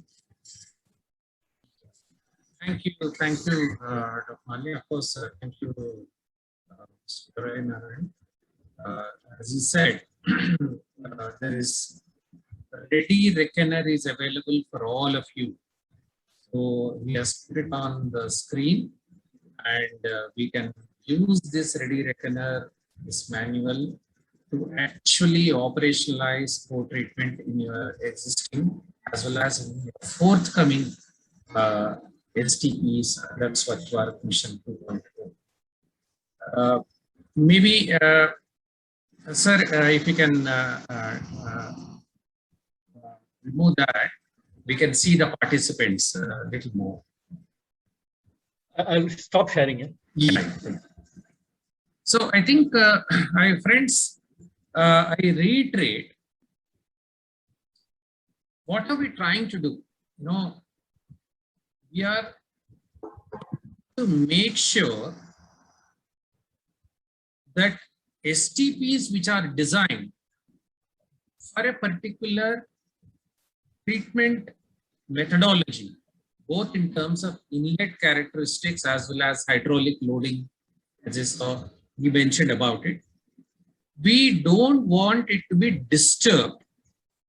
We don't want the performance of that STP, sewage treatment plant, to be disturbed, or we don't want that STP to be sort of spoiled in a common language by adding something extra called septage. And this is very, very important. I'm a vegetarian. My system is designed for simple sattvic food. Suddenly, if I start eating all sorts of things, my system will get destabilized. And that's exactly, we need to follow a particular methodology. So Dorai's session, very simple, in a simple language, he explained what are the precautions we need to take and what are the do's and don'ts and how one should plan. That's one. Now, he also mentioned a very important advice for us. Now, one is about existing STPs, which I mentioned, 6,600 MLD spare capacity. ठीक है, मगर आप अभी जो बनाने वाले हैं स्वच्छ भारत के अंदर, जल जीवन के अंदर, these are greenfield projects. Now we can also, the ministry is also encouraging now for these greenfield treatment infrastructure projects, we can create a support mechanism for co-treatment. What is the support mechanism? He has given some leads to us. One or two leads which are very important for us is, पहले waste को stabilize करो. Suppose if you have fresh waste coming from public toilets or community toilets, he gave very, very important advice, and I want to reiterate, deliberately I am reiterating. We need to stabilize it and then go for liquid solid separation, ताकि मेरा system should not get upset. That is, STP should not get upset. So if you are going for a greenfield project, again, I would like to look at his presentation, look at his toolkit, and then add a little bit of new features so that your STP can function like a co-treatment infrastructure. Someone asked a question, and I would like to direct this question to Teresa. Sir, from childhood and from common sense point of view, from engineering also, from R.C. Wala days, we used to hear the solution to pollution is dilution. Our great Guru R.C. Wala Sahib used to teach us like that. So, one of our participants asked, why can't I dilute it and bring it to the level of the septage, to the level of sewage, and then gradually discharge into the wastewater treatment system, because there is some spare capacity. So what is your advice? Of course, you said very clearly that don't dump it directly, but can we follow the principle of R.C. Wala and do some simple methods? So here, I think our whole purpose is that the water cycle, the water cycle, that's our whole purpose. And the water cycle, we have taken clean water, and through our usage, through human usage, through our excretions, we have made it polluted water, right? And that polluted water is what has eventually become septage. And that to become septage, it went through a process inside a septic tank for several years. And what was happening in the septic tank is also a solid liquid separation and a digestion. And now that you have got the septage, you want to dilute it, you are going back to square one, right? Yes. And secondly, what are you diluting with? Are you diluting it with clean water? That's definitely a no-no, because you'll be requiring so much of clean water to dilute the fecal sludge to bring it to the level of the, you can see from the numbers I presented, the loading must be equivalent to the loading of a sewage. That's not done. And in fact, in our law, in Malaysian law, there is a specific prohibition of diluting of polluted water. There's a specific prohibition. In other words, we had a case where our sewage treatment plant was marginally not functioning. It was marginally. So the BOD was supposed to have been 30, but it was 31 or 32. And what the operator did was he opened the taps and added the water. It was a small STP. And that was against the law, and he was fined for it. So dilution is not the solution to pollution. Our whole purpose in life is that we have got water that has been polluted due to human usage. And the main process in most treatment plants also is a separation process, right? That's one of the main processes, that the physical part of the treatment plant is a separation process.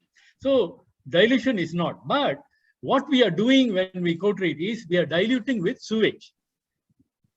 In a way, we are diluting with sewage. So a very concentrated septage, by combining with the sewage in a very large quantity, it has come down. It has not come down to the sewage level, but it has come down to some extent. And that makes it far more easier to co-treat in a sewage treatment plant. That you can do, because in any case, this is not clean water. It's got to undergo the treatment anyway. And the end product of the effluent must still comply to your standards. There's no shortcut that is here, right? So I think that the solution of dilution is not really a solution, if you ask me. Thank you very much. So on this point, just like to bring one example, again, just to reinforce what Mr. Dorainarana said. So in Tirupati, we did a co-treatment system, which is also an answer to Mr. Pankaj, where we had 330 MLD capacity, one of the largest in the country STP facility. Now, for historical reasons, the densification in that area has not happened. So there is a sufficient buffer or a spare capacity, because these plants are designed for 30. And hydraulic loading takes almost 5 to 7 years for it to reach full capacity. So the wastewater to the extent of 330 MLD is not coming. It's only 170 plus MLD was coming. So we use that spare capacity to our advantage to set up a retrofitting unit, a small unit of liquid solid separation with a little bit of control, where liquid and solids are taken separately, and then it is combined with the existing STP. See, imagine a 15 KLD septage treatment is received about 3 to 4 trucks, and here you have about 130 MLD spare capacity. So it was so easy to do it. So that is what I think is a principle that Mr. Durai Narayan Saab has mentioned about it. Now this answers the question of Mr. Pankaj. Is it better to go for a standalone FSTP? Is it cost effective, or is it better to go for a co-treatment?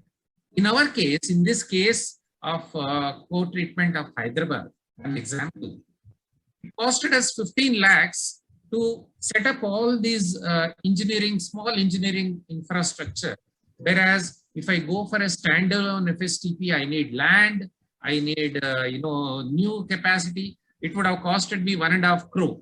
So to answer your question, on a case-to-case basis, and in most cases, if you have spare capacity, co-treatment can be to our advantage and to cost effective.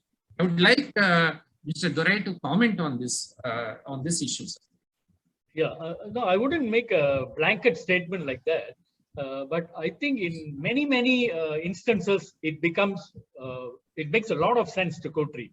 Because like you said, the cost can be very much lower, but there may be instances where the STPs are expected to be fully loaded in the near future, for example, or the logistics don't allow the sludge to be brought to the STP. So there could be places, there could be situations where you cannot. And one more advantage which you did not mention, Prof, is the operational efficiencies, because the same team you do part of the operations as well. You don't need a separate team at your FSTP doing the operations. So there's a lot of synergy there, right? So I think in Malaysia, I forgot to mention during the presentation, other than 5 or 6 big dedicated fecal sludge plants, all other sludge is treated by co-treatment.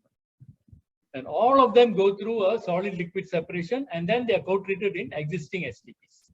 There are 1 or 2 big city STPs which are designed to co-treat. The Kuala Lumpur one, because in Kuala Lumpur we have 90% of the city is connected, and only 10% is using either on-site systems or decentralized systems. And decentralized systems also produce sludge, and that sludge is also brought to the sludge to be co-treated in the centralized STP. So this is designed to work that way, and that is what will happen in many of your cities, because your cities are going for centralized sewers. You will not be able to get 100% connection. That's just not practical. There will be a pocket of the city which will continue to have on-site systems, and that sludge has to be handled. And it makes a lot of sense to design your STP to also co-treat that. Before I ask Mr. Mithilesh Kumar to ask a question, there are 1 or 2 other interesting comments, questions. Can we combine the sewage? I suppose he was referring to, Mr. Manohar was referring to the sludge from the sewage treatment plant, not just a sewage, the sludge from the sewage treatment, and septage, and the organic waste from a mandi or a market area, or maybe a slaughterhouse combination. Can they go through a common biomethanation process? Has Malaysia experimented with such situations of sludge from STP, fecal sludge, as well as the biomethanation facility to receive the municipal waste, organic fraction? That you mean solid waste, municipal solid waste, right? Municipal solid waste, I mean, not the mixed waste, but properly segregated market. Segregated, yeah. We don't have experience, but when you have biosolids which are coming out of your fecal sludge, FSTPs or STPs, there is a possibility of co-composting with municipal solid waste. There's a potential. But again, you have to see if your process of the sludge, by which the sludge has been produced, has already removed a lot of the components that are necessary for this co-composting to result in a useful compost, then it may not work. So if you are planning to do that, I think the process design itself must consider that. And if you have over-digested it and removed most of the material that is required to have the balance, for the composting, then it doesn't work. In Malaysia, we have not tried that yet. And one of the reasons is, of course, there is very little demand for the end products. And most of our end products, we are disposing in landfills. We are not reusing. There's a very low demand. And we are now trying to promote that. And we are trying to promote energy recovery and things like that.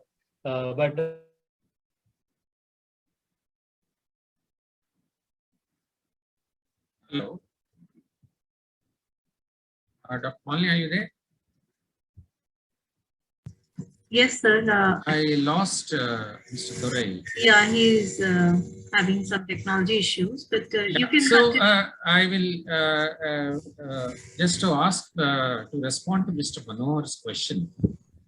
There is a project in Nasik, the city of Nasik, which is incubated by GIZ, where the fecal sludge and the biomethanation and the municipal waste are co-treated. And the results are very encouraging. Sir, we lost, you're on mute. Yeah, you lost me for a while. We lost. I was saying that we do not have direct experience of such things, but it can be done. And I know, like in small FSTPs in India, they are trying this out with municipal solid waste. Yeah, I was just narrating that example, Nasik experience of GIZ has put up a plant where both septage as well as the municipal solid waste is combined, but biomethanation is also a sensitive process. So if I put some industrial waste, septic tank, but coming from industry, contaminated with certain toxic substances, it could actually hamper the biomethanation process. But we can share with you the experience of Nasik. It's written up. The performance is evaluated. We will be very happy to share. There are one or two questions, but before that, I would ask Mr. Mithilesh Kumar to ask his question. So thank you for the opportunity. So suppose I acquire some 10,000 people living there. So I calculate, and then my project fails, the population does not come, and there is a population of around 1 lakh people. And I know that in near future, this project will get saturated and 5 lakh people will start living there. So then how do I go and plan my STP? Because what I mean to ask is, what should be the minimum percentage of the sewage that an STP should receive to be functional? Minimum flow of sewage, you mean? Right. Oh, okay. So normally, if you look at the, you will find that the percentage at that moment for the sewage flow is not on the capacity of your STP, right? So you cannot have, okay, I don't have sewage at all, I'm just going to load the entire amount of fecal sludge. It won't work. It won't work, right? So there must be sufficient sewage flow, and then you can have maybe 1 to 1.5 or 2% of that in terms of volume. That is, in my experience, it can be handled, right, with solid liquid separation and so on. But if I don't know whether I got the question right. If you don't have sufficient sewage coming in, it doesn't mean that you can just put any amount of septage inside. So any idea about what percentage of sewage should come to the STP minimum so that the plant functions efficiently? So Okay. let me intervene. So Durai, this is not about just a co-treatment. Yeah, it's about STP. Question is about have a design capacity, but for a variety of reasons, the plant is receiving only say 25% of the wastewater. Is that good enough? Yeah. So usually usually when you're planning a facility like this, it is very prudent to anticipate how much flow can you expect over the next, for example, 2 years or 5 years and things like that. And you might want to design the STP in such a way that you can commission it in modules. So then if you are designing it for 100 MLD, and if you are getting 25, for example, you can operationalize and the one module of or half of the STP, and the other half of it you leave it. It is possible to do that.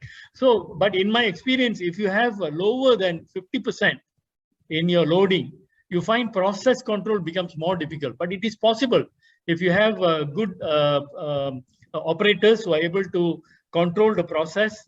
You might be able to do it, because it's all in.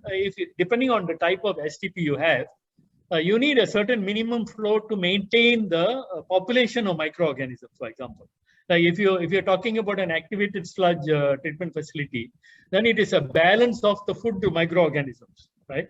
And the food is the amount of sewage that is coming in, and the microorganism population is what you're maintaining within your aeration reactor. And if your aeration reactor is very big and you don't have enough coming in, you find the population of microorganisms cannot be built up, cannot be sustained, right? So that will be your problem of that you will face when you have underloaded STP. But if you had your aeration tank already partitioned and you are able to shut down a part of it, then you may be able to go with a lower flow. So it depends on the design, really. Usually when we plan a long-term thing for a city, for example, we know that the flow will not come in the near future. We have to anticipate that it may take 10 years, for example, for you to hit 80%. In which case you might build it in 2 streams, 2 parallel streams. And then you're able to bring one into operation initially. And then when the flow has reached a certain percentage, then you can operationalize the second module, second stream of flow. This is normal practice for STPs. There's nothing to do with co-treatment, right? It's STPs. Right. Yeah. So I'm just conscious of the time, but there are 1 or 2 questions. Quick questions to Mr. Bhai. One is, sir, is the type of technology, activated sludge technology or UASB, is it influencing the co-treatment decision, or it doesn't matter? Certain. Yes. I understand. Yeah. I think if you're looking at, for example, ponds, if you have a pond system, a waste stabilization pond, those are good, because if you have an anaerobic pond, you could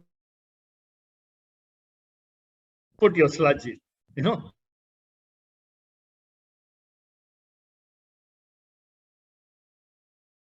it will carry out the process. And then you have a maturation pond. Of course, you must have some spare capacity. So that kind of thing, because this process, WSP process, is not something that requires. So in such cases, small quantities you are able to do. So it becomes easier, and these are more robust, and they don't get upset that easily, because the treatment, process time is also long. SBRs are a little bit more prone, because they go on cycles. And we saw also the variation that can happen within 4 to 5 hours. You might get peaks, and those may affect. And the process control becomes far more complicated for such. And the UASBs, for example, you need to maintain the sludge blanket. And if you don't have flow that is coming in uniform, in a uniform manner, then you might find maintaining the sludge blanket itself is a difficult thing. But in the worksheets and the book, I've also addressed different processes and spoken about this. But it's not to say that you can or cannot, because If you are designing a new plant, I think you can do it. No matter what process it is, you can do it. It might end up a little more expensive.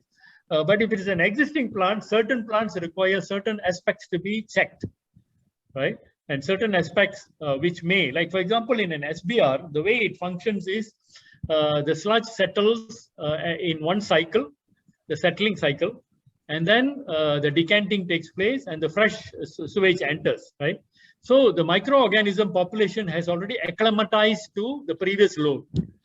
And if your tanker that comes in is coming from a different place and it is not the same characteristic, for example, then you might find in terms of the microorganism acclimatization, there is a problem, right? Whereas in activated sludge plant or extended aeration where there's a long process time, these things get evened out over the day because it is remaining in a complete mix reactor over a longer period of time. So these are some of the advantages. So personally, I would think, I mean, offhand, that activated sludge processes will have some advantage because you can control it better in situations of variations, right? But when you have very small quantities and all you have is a WSP, that may be good because it can work without any retrofitting. You just carry on. You may just need to do some more frequent desludging of the pond. So depending on the situation. This is the last question related to something like what you said, is that, in urban areas, especially in India, particularly the peripheral areas, have a lot of industrial estates, and they do have septic tanks of large quantities. And often they send that if, the waste, or even within the city, there are, shops, washing areas, there are warehouses where some of the acids also gets into the septage, and that's carried into the FSTP or co-treatment facility. So what is your recommendation for in such situations? Because it can foul the system, it can spoil the both. I mean, it could be standalone or even if it is a co-treatment. Yeah. I think that will be a problem either way, whether you co-treat or not. Because if most of our facilities are based on biological systems where microorganisms are doing the work. And if you have something that either impedes the microorganism or destroys the microorganisms, it will not work, right? So in Malaysia, we used to face that problem. But how we handled it is through regulation of the tanker operators. So when the tanker operators have a manifest and they have a system to show where are they bringing the sludge from, and they are licensed, and you are holding them responsible. That's one part. The second thing is that very seldom the sludge is discharged directly from the tanker into the inlet. There will be a holding tank. And in the holding tank, you could do some sampling. You could look at color, for example, color and consistency. For an experienced operator may be able to tell that this is coming from a non-septage source. It could be an industrial, so for example, or you could do some simple tests which are available, and then you'll be able to know that before it gets into your STP and really, messes up the whole thing, you are able to stop it. So you have a buffer in the sense of a holding tank. So these are some of the things you could do. And the type of tests that are required, I think in Kevin Taylor's book, there are some explanations of this. Kevin Taylor's book is for design of FSTPs. And I think it mentions about how controls, what kind of simple tests could be carried out by the operator. This is a great point. In fact, this was a problem in Hyderabad, and Hyderabad Water Board went for co-treatment. Hyderabad has a lot of pharmaceutical industries, as you know.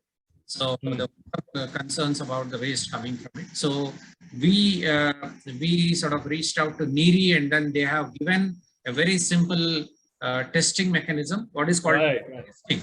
Whenever load comes, apart from declaring where the load is coming, every septage volume will go through some pre-test before they unload into the holding tank. So that's the manifest that Water Board has designed, as Mr. Dore mentioned. A simple checklist. That's a very good practice. pH. So that I think is very, very important. Absolutely very valid point one of our participants has raised. So please do that. Is co-treatment as is or a standalone FSTP. Some of these basic checks and balances, as Malaysia has done and a couple of our cities are doing, is super important. There are a couple of more questions. So what we will do is, given the time, and we have taken a lot of time of already, we will compile some of these questions and share with him. And we will respond to some of your questions as we were doing in the past. And Sibyl is very, very vigilant, making notes of all these questions, and then we will see you before our next session. I can reiterate only one thing. The messages as well as the literature that Mr. Dorainaran has shared with us. There's also a booklet we have shared in the in our learning management system, one of his ADB publication of Malaysia experience. These are very, very practical, super useful for in the context of the work that we are taking up. So I encourage all of you to go through this simple toolkits and guidelines, and it will help us in a big way in operationalizing and achieving scale and with quality. So without taking further more time, I would like to profoundly thank him for joining on this call. I don't know what time it is right now where he's saying, but he's he is very patient and answered all the questions. Thank you, Mr. Dorainaran, for for joining us and also supporting each of these questions, which we feel has impacted positively all our cities who have joined, particularly cities, especially a lot of cities from the Ganga region where a lot of STPs are there. Already a lot of STPs are coming. So these messages are very, very useful. Thank you, sir. Thank you very much. Thank you so much. Yeah, thank you. I think, I think I really appreciate the opportunity to speak to your participants who I believe can make a difference also. Since in the last few years where we have been talking about co-treatment, I know that in India, it's one of the areas where this has been very, very well received. Whereas on the other hand, like even in Africa, I've been proposing, and people are very reluctant because of the they don't really understand it. And there are experiences of co-treatment which have been done indiscriminately, and that has led to some disastrous consequences. So it gets labeled as something that should not be done. And even in Indonesia, people are very scared, and I have been trying to promote, and I know that in India it's very successful, and we hope that it will be more successful, and that will really help your cities to manage their sanitation sector much better. So thank you again for the opportunity, Prof. Chari and Dr. Malini also. Thank you so much. And I'll be able to take any question that you'd like to send to me, and I can respond. Thank you. Dr. Malini, over to you. Thank you very much. No, I don't want to keep members, except I have just two housekeeping announcements. Friends, we've been together for about 13 sessions now, and we have just about 6 sessions left with each other. And as we are getting through the course, I hope you're finding the sessions more and more involving, engaging, and informative.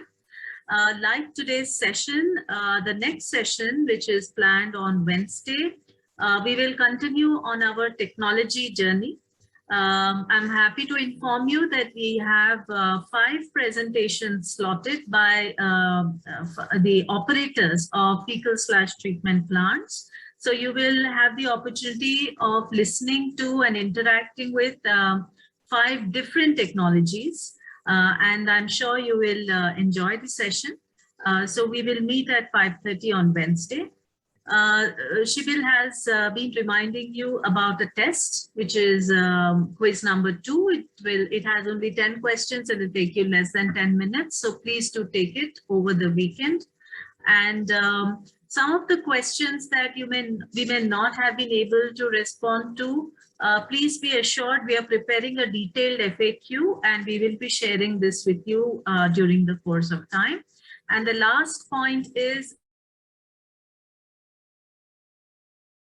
and we will start